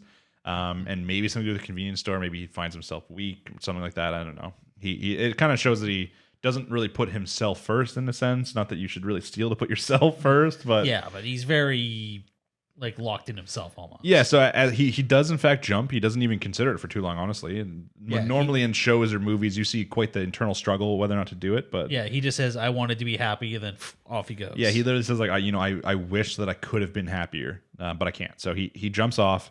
And as he jumps off, he is saved by an angel. He thinks he's in like the afterlife, but then really he finds out he's just flying in the air by an angel. The angel's like, hey, you wish to be happy. He's like, no, I didn't. They're like, you specifically said that you wish you could have been happier. I'm gonna make you happier. And she's like, I'll give you a choice. You can either have in behind door number 1, we have a cool arrow that'll make anybody fall in love with you. Yep. And then behind door number 2, we got a sick pair of wings. She's like, you'll fly so fast. And he's like, okay, I would like both. And she's like, okay. He's like, wait, why'd you even give me both the options? She's like, I don't know, just take one. Well, she specifically says like, oh, I only worded it that way because it's tradition. Yeah, she's like, that's just kind of the way it's worded. She's like, there's no rules that say you can't have both. They give us a script, like. Yeah, so he takes both. Even then, he does not seem convinced that this is going to make his life any better. Like he's like, just let me die. He's like, just like let me go back and I'll fall again. He's like, come on. And then of course, like the angel is not very angel-like. I mean, yeah, she starts going on about like, oh yeah, with this you can go in and you can steal whatever you want. You can manipulate people. Yeah, you can manipulate people, make them love you kind of thing. And he's just like, are you sure you're an angel? And she's like, yeah. And then obviously then the angel drops a hint, like not a hint. She basically just straight up tells him like, oh, and like, like your family was like killed kind of thing. And he's like, what do you, they're like, yeah, like your aunt and uncle, like they planned the death of your family to get money. Yeah. And he just like starts going crazy. And she's like, oh, you don't believe me? Go use your arrow to find out. So he goes home. He runs into his aunt, who's obviously being a bitch. And then he uses the arrow and makes her fall in love with him. And then he uses her love for him to ask questions about, is it true? And she's like, yeah, it is true. I didn't want to do it. Like, it was all his idea. You know, he wanted the money. My brother, like, you know, had like, you know, good money, that kind of stuff. Like, you know, our parents like left it mostly to them or something like that. And, you know, so we find out that, you know, the uncle and her did in fact kill. Like we even at some point we see the scene. Yeah, it's right around this point actually. Yeah, we see the scene of him. They're all getting in the car. He's got his picture, and they're like, "I'll go show this to this girl," which we've seen another scene, you know, with the girl in it. So gonna come in later, and he like runs off, and as he runs up, the car explodes. Which how did no one think that this was foul play? Yeah, when a car spontaneously explodes when it starts up, that is literally that is the most basic, like every single movie of like how to kill someone. Yeah, like maybe it's not an easy thing to do, but like that's hit 101. Yeah, it's like the go-to of like, oh, like heck, there's a hit on these guys, you know, fuck up with the ignition so it instantly explodes their car. Like, I don't know, maybe they suspected it, but they decided not to look into it. But maybe they couldn't figure out who did it, even though someone inherited all their money. Yeah, they inherited all their money, and they have extremely scumbag tendencies of the family. So yeah, but we see some flashbacks of like not only to the aunt and uncle, but he's getting fucking Harry Pottered. Okay, let's just say this right away. I feel like he got it worse than Harry Potter. Yeah, he did. He's getting like forced to clean. It looks like the uncle's like putting the cigarettes out on him. Even their kids, they have kids, and they're like bullying him. I'm like, okay, like. They're showing these flashbacks. Like, this is why he did not want to continue living. Yeah. But he, you know, at least he figures it out. The uncle kind of walks in, and then everything kind of goes to hell. He starts like hitting, you know, his wife, being like, "Hey, why are you saying all this information? Like, shut the fuck up," kind of thing. Like, yeah. And I think then does he say something? The main character says something. I think he basically says like, "I want you to die," or yeah, like, "Oh, I wish you guys would just like die," or something like that. And then the wife, you know, his aunt who he has under control, literally takes a knife, kills herself with it immediately. Yeah, I'm kind of sad. I thought she was going to kill him. I thought so too. Yeah, I thought she was going to kill him, then kill herself. But yeah, like I feel like that would have been well within character. But yeah, it's okay though, because after this, the angel suggests that he goes kills the uncle and all the children, anyways. So yeah, apparently he's just been living in a hotel for the last week because he arrowed somebody. Yeah, he uses the arrow. And you know he to manipulate like a hotel, like someone who works at the front desk, something like that, to let him stay in this place. But the main character takes like a very weird turn on all this. He's like didn't kill the uncle. He understands this all happened. He's like, I don't want to kill people. He's like, I want to. He's like, you know, yeah, sure, I had to use this arrow to get into this room. He's like, but I want to live a life. He's like, he realized that after all this happened, like once he saw this death in front of him, he realized that he's doing a disservice to his parents who died by not living his life. So he's like, I want to go out there. I want to work. I want to make money through a job. I want to find someone I love. I want to start a family. I want to be happy with them. I'm like, what kind of turn is this for a main character? He wants to be happy? I mean, yeah, even the fact that like you have supersonic flight, you have the ability to make anybody love you. Yeah. Your first thought is like, you know what? Now I have the ability to live a normal life. Yeah, he's like, I don't want to use these powers. He's like, I just want to be happy. And that's where the angel's like, okay, well, that's going to be really awkward, though, because you're in a competition, you know, to kill all the other people and become a god. And he's like, wait, what? Yeah, very Future Diary in the sense of like, by the way, you're now competing. It immediately reminds you of either like a Future Diary competition or, again, as I said, like Eden of the East was, I think, an interesting take on like a competition. Yeah, I mean, Eden of the East was really just like, go make the world a better place. If you don't, I kill you. Yeah. This is straight up like you become God if you do well enough. Yeah, so he has the wings. The interesting part, though, is that technically, depending on how many of the people were smart, most other people might only have one of these. I mean, I feel like most people probably only ended up with one because... those were the rules. Those is how it was. Yeah. Even in this episode, we see at one point there's someone with like a full like biker gear on. Yeah. They go through and they kill someone with the white arrow, showing that they took that one. Well, he's got like a whole Kamen Rider thing going on. Whoa, with the full... sir, did you just say he? It was a male voice. Was it? That's what I heard. I don't remember them talking. Yeah, he was talking to the dude when he offed him. Oh, yeah, I don't remember that. I thought the guy, like the gangster guy, was talking, right? And since he knew it was the arrow, he was obviously one of the contestants. Yeah, and he specifically said, "Wait, a white arrow." And he's like, "Oh, you only had the red one."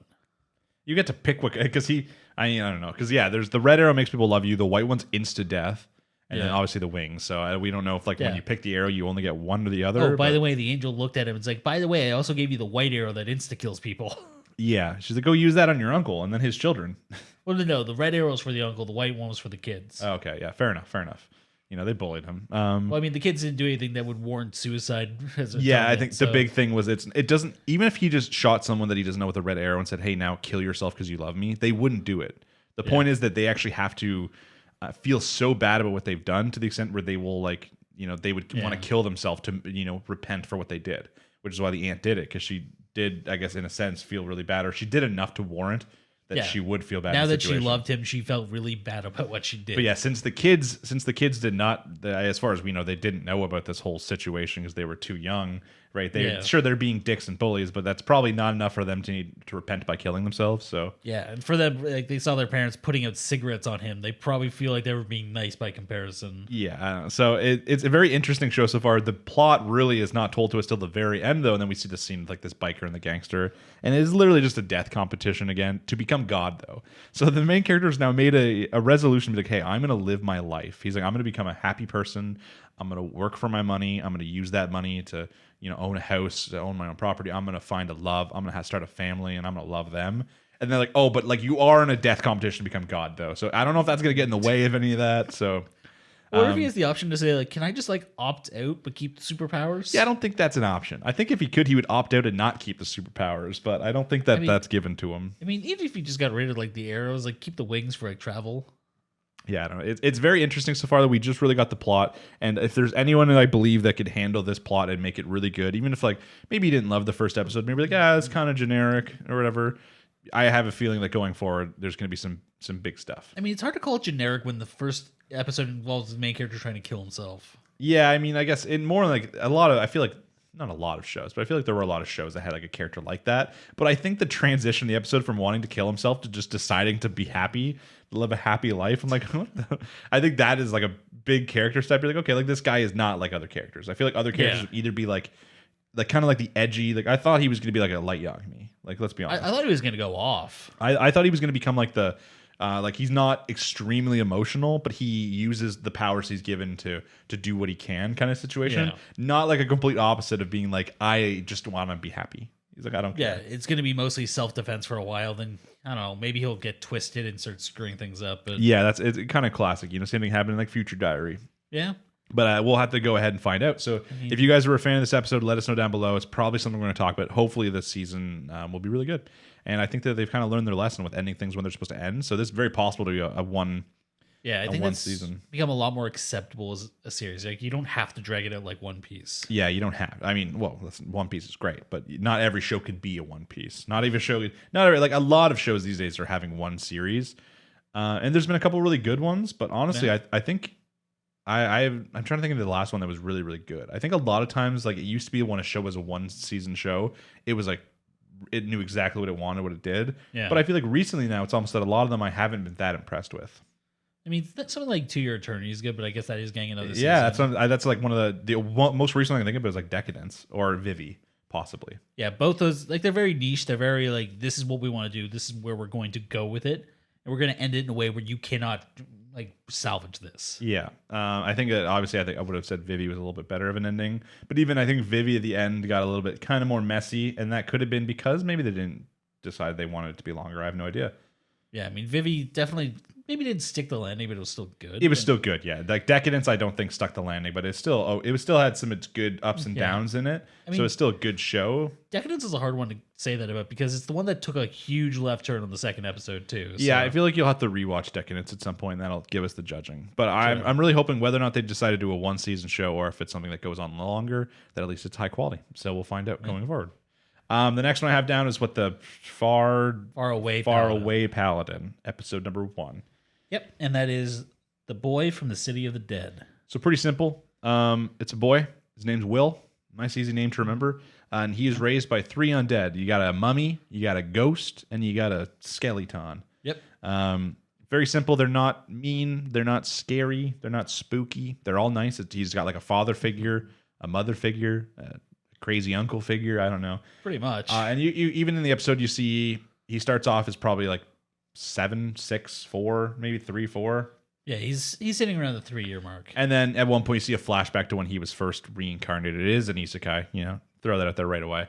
We see back to when he's reincarnated as a baby and first sees these like scary mummy people, and he once again he has the brain of like an adult, so he can like see what's going on and recognize that it's weird, but he doesn't have like he can't talk yet, all that kind of stuff. Yeah, he has that moment of like, oh crap, a mummy, which I don't think that'd be my first reaction when I saw her. That would not be like, oh, that's clearly a mummy.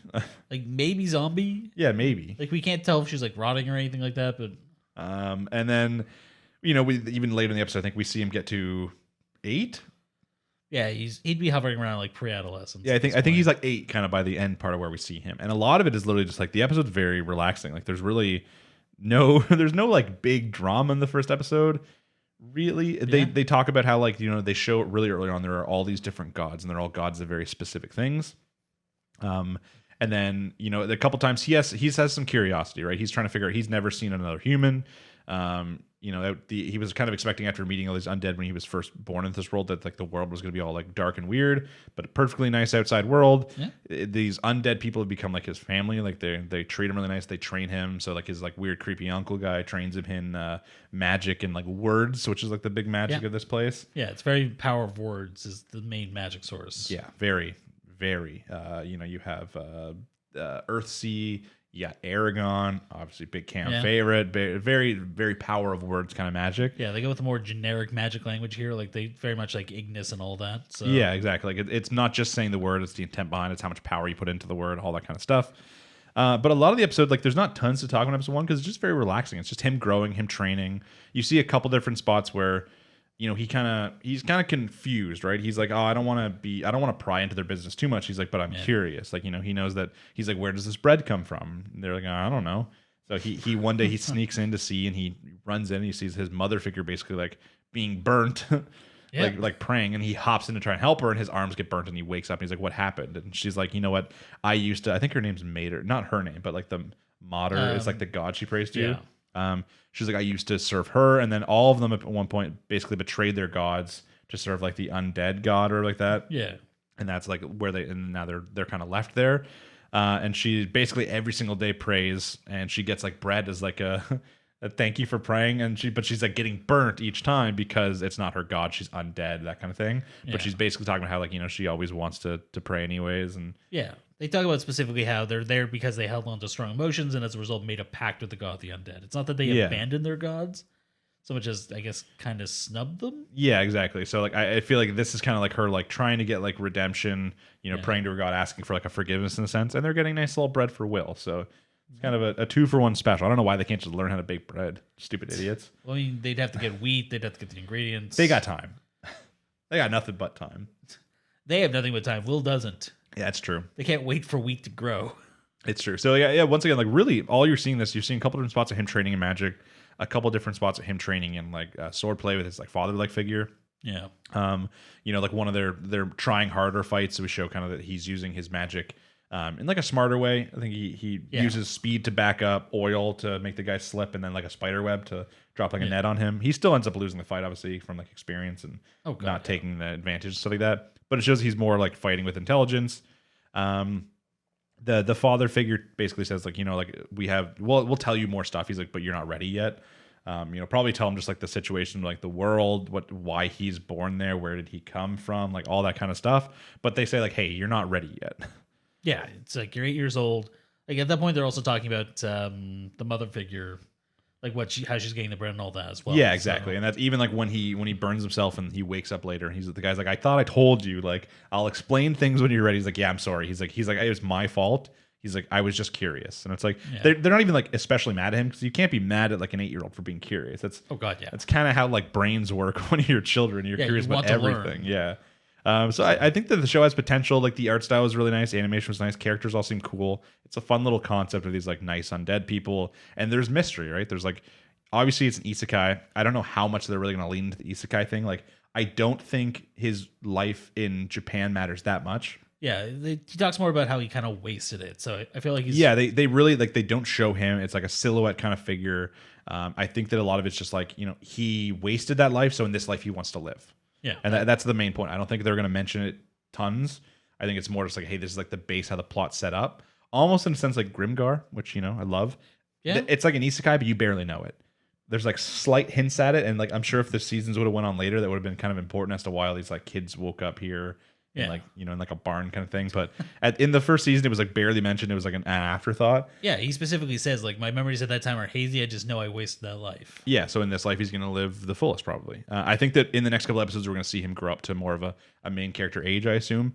Probably a little faster than something like Mushoku Tensei. Yeah, they're going to age him up pretty quick. This is just setup, I think. And then, we did literally not get the plot in this episode as to like what this season, unless it's just going to be a very relaxing show, which I think it's going to have an actual plot.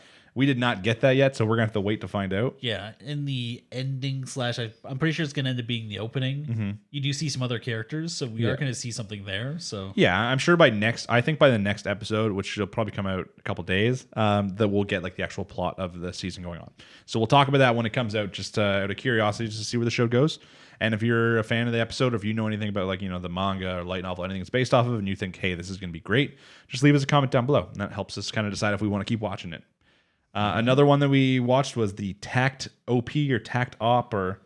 Yeah, I don't know how you're supposed to pronounce it. I don't know either. I saw a post, people being like, hey, this show's coming out, get excited kind of thing. So I was like, oh, I'll watch it when it comes out. I wasn't sure if I was going to love it or not. It was good. Yeah, I mean, I've heard the Cosette, the girl in it. I've seen some people hailing her as like the new 02. Oh, God. So... I could see it from like, I could tell that when that came out, I was like, this looks like a thing they'd make like a fucking gacha game out of or something. Like, it's just one of those shows. Honestly, a small part of me wonders if it is a gacha game. It might be. It was very much so. The plot of it is basically it's in like it's in the regular world, like they mentioned, like New York and that kind of stuff. Yeah. It's set in North America, which actually shocked me. Yeah, it's just set in like a future, like a post-apocalyptic kind of world, in a sense where there are big monsters and they are attracted to sound. Yeah. Specifically, they absolutely hate music. Yeah, they hate good music specifically. Yeah. Like really, really good music drives them fucking nuts. Yep. And at the beginning, we were just seeing this random boy run off, and he goes to this like little, like almost like a city hall kind of thing, and he sees a piano. He's like, "Oh damn! Like what's that? Like look, is that like the music I've heard about?" And then this main character looking motherfucker comes out. He's like, "Yo, check this out, son!" Boom, and just starts fucking slaying. Yeah. And then obviously, as soon as that happens, we see a fucking monster come out and just flies towards the city, and it's literally just about to hit the dude on the piano when a fucking anime girl comes out and just kicks it in the face. Not even transformed at this point. Yeah, you're like, oh, classic. And then at that point, like, he gets off the piano, his arm disappears, and he gets a fucking conductor stick in the one hand. And I'm like, I mean, what the shit's going on? Yeah, the thing I find weird is that his arm disappears. It goes to her in the form of a stick. Then she throws it back to him. He catches it, and then she gets like a gun. Yeah, then she has like a full like battle dress. Yeah, the I was about to say the science. I guess kind of the science. The science behind what exactly is going on in the fights, we don't know yet. We do not know. Well, they do give you like the lore at the start of the series. Mm-hmm. At some point, a bunch of golden rocks fell from the sky. No one knew what they did. Right. And then it's later on, a bunch of black rocks fell from the sky, and then the light from the golden rocks helped them fight back. Yeah, I don't know. Basically, it seems like there are pairings of conductors and what are the music arts and music arts. I don't know if the music arts are human or if they are like fairy spirits or. It sounds almost like you start human and you get turned into this. Maybe. I'm sure as the show goes on, we'll see more. The main thing right now is that they are traveling. They have a little squad. It's the conductor, it's the music art, and then there's one girl who's obviously already best girl in the show. Yeah, she's referred to as the older sister. Yeah, she's the Onisan. She's the older sister character, already the best one. And she is completely normal. She doesn't have any cool powers. She's just kind of like the driver. I mean, I think she's supposed to be kind of what the foil to all this. She's the one who reacts like, what are you two doing? Yeah, she's the one who tries to keep them in line and tries to be like realistic because both of them are like stupid in their own sense. Yeah, the one dude's like, I'm going to play music. He's like, no. Yeah, the one dude only cares about music. And then obviously his music art is really just more like they don't necessarily get along between like the music art and him. Yeah, I mean, there's something wrong with her as well, apparently. Cause the whole reason they're traveling to New York is to go to like wherever the hell the music art shit goes down and like get Symphonica. Fixed. Yeah, and she's supposed to get like fixed or repaired or something. Which like they're going to the New York's basically Philharmonic. They're going to the New York Philharmonic Symphony. Yeah, they are. But that's literally what they call it at one point, I think, or the Symphonica or something. Obviously, there's two big standards to this. Okay, the animation looks really, really good. Yeah. It's no surprise. It's Mappa. Yeah, I mean, Mappa needs to take a fucking break. Like, Yeah, because they also just did Remain last season, which was really good animation if you like water polo. Like, I know that they're a big company, but they need to calm the fuck down. Their employees have to be getting tired at this point. Yeah, maybe. And then the other big standout is I think the music could be really good, obviously. I mean, everything we've heard this time is pretty damn good. Yeah, and the one big standout is that, like, back 5-10 years ago, I'll say 10 years ago, animating anything music was a pain in the dick. I think some of the big standouts in time, Coco, if you've seen Coco, that was one of the first big ones for animating individual fingers hitting guitar strings. That was like crazy when it came out. And then just in anime, actually seeing his fingers actually hit the appropriate keys while he's playing fucking Beethoven's Fifth or the shit he decided to play in this. I mean, it's not too bad when you're doing something when you know it's going to be the same music across the board. I think it used to be a bigger issue back when they were doing dubs and they were just completely stripping sound and just like shoving generic pop in. Yeah, I mean, even if you like look at something like Ouran High School Host Club, at some point they play the piano in there, but his hands are just kind of like all over the place and just like beautiful music's coming out. Yeah, I mean, I think that as well as like the guy who's animating it, he doesn't know how to play music. Yeah, he doesn't give a fuck. He's just like, okay, they'll just try to get a lot of like shots or drawings of not the actual hands. Like, yeah, they probably didn't have enough frames per second to actually hit all the proper keys because they didn't have the budget. So yes, I think that this show could be really big standouts for anime and music. They're also like the characters' growth could be really good. Like all the characters, I think in the first episode are shown to be pretty flawed. Like, oh god, yeah. You starting off with perfect characters isn't a lot of fun. So having the flawed characters to grow, and obviously even just the relationship between the conductor and the music art, it's probably pretty important when it comes to strength. I assume. I mean, possibly if it's supposed to be mimicking like conductor and musician, they don't necessarily have to like each other. They just have to be in sync. Yeah, realistically, at this point, when I more mention like the science behind what's going on, that we don't understand, it's like, what the fuck is he really doing? Like she's fighting, but like at one point she goes off to fight alone. She just comes immediately back, gets her ass kicked. Like she has to flee, and then they go into fight again, and he's conducting some shit. And then they're talking about how she's using his life force, but she also needs her own energy in the form of so she eats a shit ton of food, but like he needs to eat more kind of thing, and he's not really doing it, and it's kind of like complicated. I'm sure once we get farther in the show, more of the science or the magic behind what's going on will be explained. Soft science as hell. Yeah, exactly. Which is okay. It's anime. That's why we have anime. None of them are very good hard sciences. But yeah, it was still an entertaining episode. I think that it can get really good going forward. I really don't know if it's going to be like a standard of the season, like if people are really looking forward to this. I saw some posts about it. So I think it's going to end up being very waifu heavy. Mm-hmm. It's like Darling in the Franxx. I don't think anyone actually finished the show. They just like 02.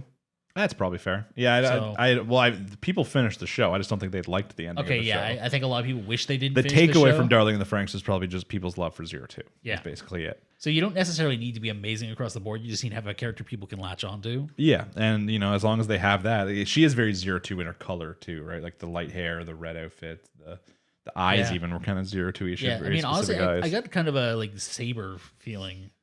Like, yeah, and I guess that's kind of the same thing too. It's like almost the same type of relationship between in like a fate, the person, and then they're like, what are they called? Fuck are they called? Servant.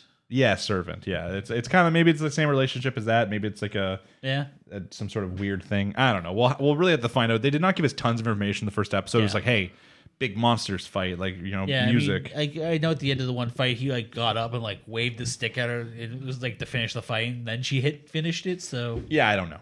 I don't know if he's just like, if it's like conducting the sense of he's like saying what to do and she does it, or if there's some sort of like his magic powers going to her more, and we have no idea. Maybe we'll find out next episode. It'll probably be something we learn as the show goes on, or maybe they'll just say, hey, fuck it, you guys don't really need to know. Look, 02, like Blonde 02 is kicking some ass. Just watch that. What other shows came out? I think we did both watch the weird isekai of like the fruit one, the Fruit of Evolution. Oh yeah.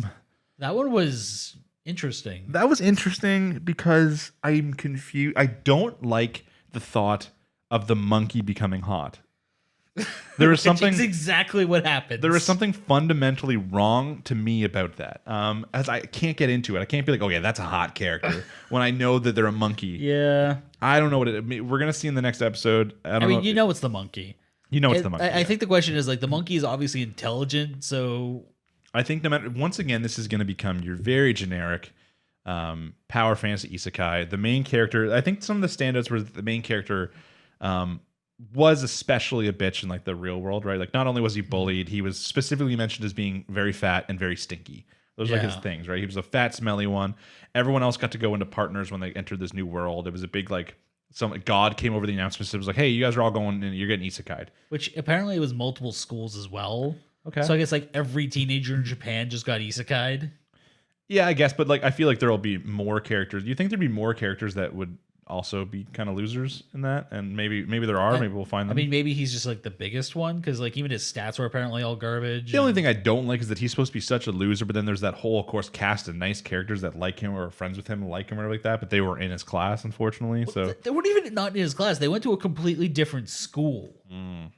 So I guess they went to the nice school and he ended up going to the crappy one because he was a loser. They were probably like childhood friends or something. And they're like, sorry you lost the puberty lottery. Yeah, sorry, man. Genetics. You know, what can you do? But in the episode, it's literally just him going through and he eats a bunch of these fruit evolutions and he kills some powerful foes and he's leveling up. It's almost like a Kumo Desu, but like obviously it's a little bit less well written. But yeah, because you're just supposed to sit and watch it and enjoy it. There was no effort to it. Like the first one smelled him and died. Yeah. I'm like, okay, like I thought it was just a joke, but it's like, oh, he got massively powered up from that. It's like, really? Yeah, it's the same type of sense where it's like he's weak. He got a couple extra bonuses from like the god because of his shit luck and that no one liked him. And like, well, everyone else like started out in like cities and so he just started in the middle of nowhere again. Like I feel like it took a lot of little pieces from a lot of isekais that have come out recently and just did them all separate, like did them all. Yeah. But you know, it's just him going through, him getting stronger, fighting things, you know, leveling up his skills, that kind of stuff. Until the end, a big pink monkey comes out and he fights it. And then by the beginning of the episode, where we see him like wake up and you know there's a hot girl on him, we already knew exactly what was happening here. So I don't. The monkey even has the flower in its hair. It's I don't think it's a big like. I don't think it's going to be a good anime. I'll probably still watch it at least for a couple episodes just to see where it goes. You know? mean, I've watched worse. Oh yeah, I've always seen worse. There's always a worse anime. There's just also always a better anime. I mean, yeah. But I could for sure see this either being one that falls off, or maybe it's just actually going to be really funny. Maybe they just go deep into the comedy on it. But yeah, maybe it just is like a bad trash anime to watch. It's going to take off. I mean, even just seeing what they're going, because I think from like the opening as I saw it, like the monkey's not actually someone who travels with him. That'd be interesting. So maybe it's just like a stalker situation. Maybe the monkey's the new Zero too. Oh God.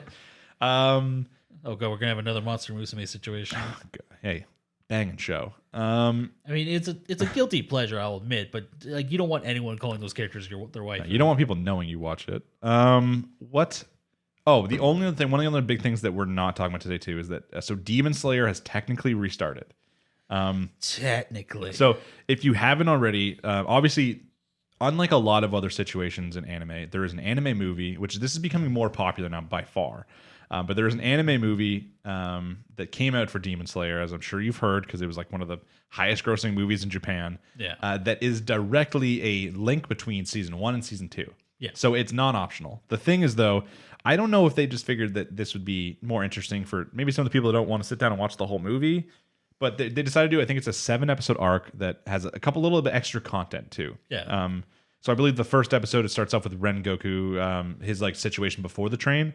And I think at the end, there's going to be a little bit something extra before season 2 as well. And throughout the show, there's going to be a couple extra scenes that maybe look a little different or have some extra context maybe. Yeah, because I also think the movie, because I actually haven't seen the movie yet. Mm-hmm. I did read the manga, and from what I know is the movie cuts off the last couple chapters of the arc because they're technically a connector to the next arc. Yeah, so basically what happened is they're making a 7-episode arc that is supposed to replace the movie in case you haven't seen it to connect season 1 and season 2. That started I think like 2 days ago, so the first episode is out, and I believe the first episode is technically not something that's in the movie. I just haven't watched it yet. I think you did watch it. I watched that, yeah. I am gonna watch, even though I have seen Mugen Train. I watched the whole movie. Yeah, I'm still gonna watch these anyways. It's just that I didn't have time yet because we decided to record this pretty fast. We're like, hey, let's just sit down. It's a holiday day. Let's just get this episode out to finally put an episode. Yeah, I will fully admit I stayed up late last night to watch as much as I did. Yeah, so we will be talking about probably those two. Just I would like to see your guys' interest as, you know, if most of you have seen Mugen Train. If you haven't, obviously Demon Slayer is one of the biggest anime in the world, and we've never got to talk about it on the podcast. So it'll be kind of interesting talking about season 2 when it airs. It'll be another really fun one. So hopefully we can get a lot of a lot of interaction for that. Hopefully a lot of people like it. It might be like a My Hero situation where it's so big that people don't really. This isn't the place. This isn't the place you come to talk about it. While a lot of things like Kumo Desu was a little more niche, so that was like a fun place for fans to come and talk. Yeah. But you never know. Maybe it'll be big. Maybe it'll be popular. I can't necessarily think of anything else I watched. Yeah, I mean, I know I watched. my senpai is annoying or whatever it is. Okay. Which I don't think you did. I did not know. It's a manga series I absolutely love. It's just a slice of life, which I'm going to just straight up say this. The opening is better animated than it ever had a right to be. Okay, so what you're saying is I should just go watch the opening. Pretty much. There was an opening of one of these anime that I really liked, but now I can't think of what it was. There was an opening that came on. I was like, this is a banger. Maybe it was Takt. Takt was a good one. Yeah. I can't. Maybe it was Paladin or not Paladin. Maybe it was like Platinum End. I don't know. One of the openings. Maybe it was Platinum End. One of the openings I was listening to, I was like, that's kind of banging opening. Did Platinum End have an opening? I don't know. I feel like what I'm picturing the art style in my mind that was like dark, a lot of grayscale stuff and like that. Like, what else could that be? Probably. I was like, that must have been Platinum End.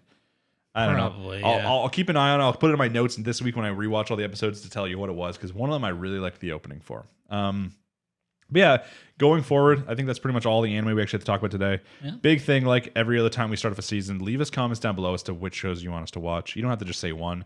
Put your order down there, which shows you're most interested in for this season. Yeah, even if it's something we haven't touched base on. For instance, if you're really excited for the Netflix release of Komi-san. Yeah, I mean, this is early in the season. There's anything right now we could easily start without dedicating tons of time to. We don't have to catch up on like 6-7 episodes. Yeah. So if there's any show we didn't talk about, next week too, there might be other shows we add on. Just because, like, as I said, I haven't watched them all yet. Like, especially the 86 is one that'll definitely be on there. The Demon Slayer, if people are interested in it. And the way the season's been going, there's a very good chance something's going to start next week. Yeah, even like the last couple seasons, there's always been a couple outliners that always start a little bit later. So something could definitely start that we're interested in as well.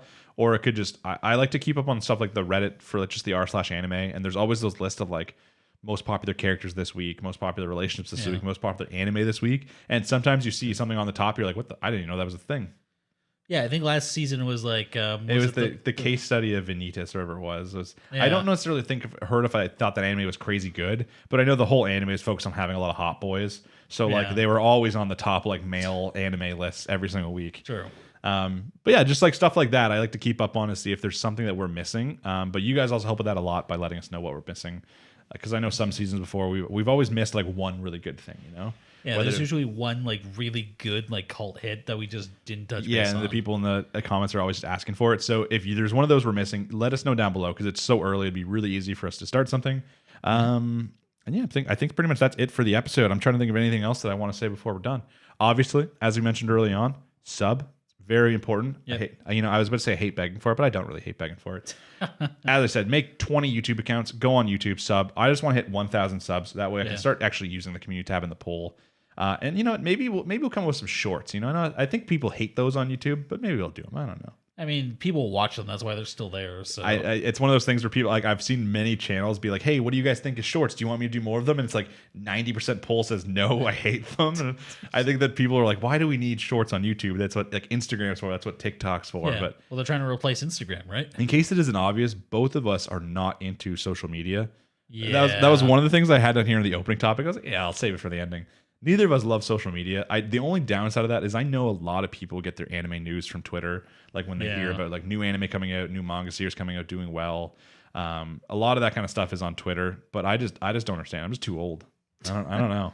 It's not that I don't understand. So I just don't care. We have an Instagram, and I don't think I've posted something there since like episode 10. I'm just like, I can't keep up on. The first couple I was like using Photoshop to like make good photos for like the stuff, and then eventually I was like, nah, this is too much work. I think the last episode was like Rent a Girlfriend was the last one. That was probably that's probably the last one we were talking about. I don't know. We're just really bad at social media. Yeah. I know that by utilizing social medias, we could maybe get a couple extra viewers and boost stuff in, but I mean the problem is like Twitter doesn't really push things out to people that aren't already looking for it. So yeah, the algorithms on all different sites are always very like, even the algorithm on YouTube. Like I don't think we're getting many people coming in who don't find this through different means. Who like if you haven't found this through like one of the Reddit pages or something like that, or just by searching it deliberately, I don't think there's tons of people that are just like on YouTube and then it's recommending like, hey, go watch this fucking 2-hour anime podcast of people you never heard about.